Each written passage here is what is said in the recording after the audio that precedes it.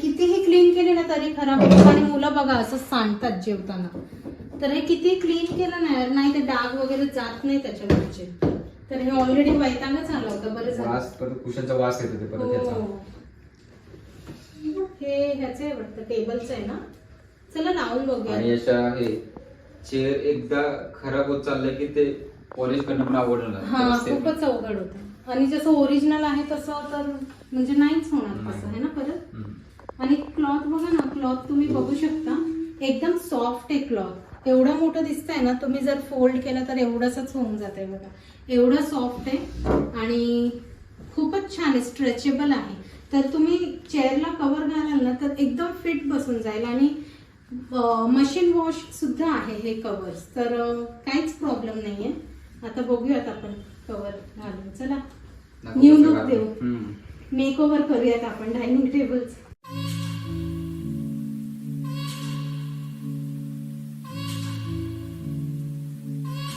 आणि हे घालायला पण सोपं आहे असं, कारण मला वाटलं टफ जाईल थोडं. हो ना. आणि छान फिटिंग ऍक्च्युली खूप छान आहे. खूपच हे इलास्टिक आहे ना त्यामुळे खूपच मस्त बसतंय कव्हर.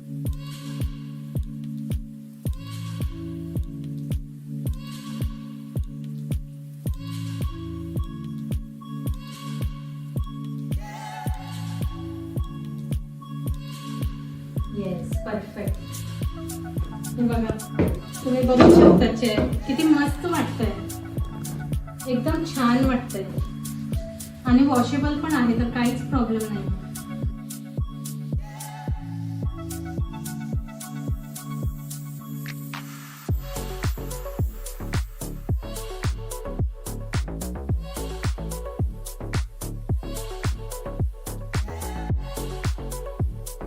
कशी वाटते चेअरचं मेक ओव्हर झालंय.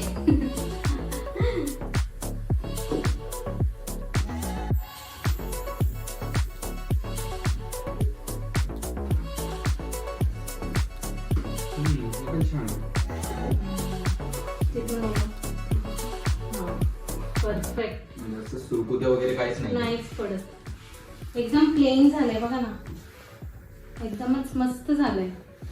आता काही टेन्शनच नाहीये ना. जरी खराब झालं तरी वॉश करता येईल कव्हर आणि परत लावून घेता येईल.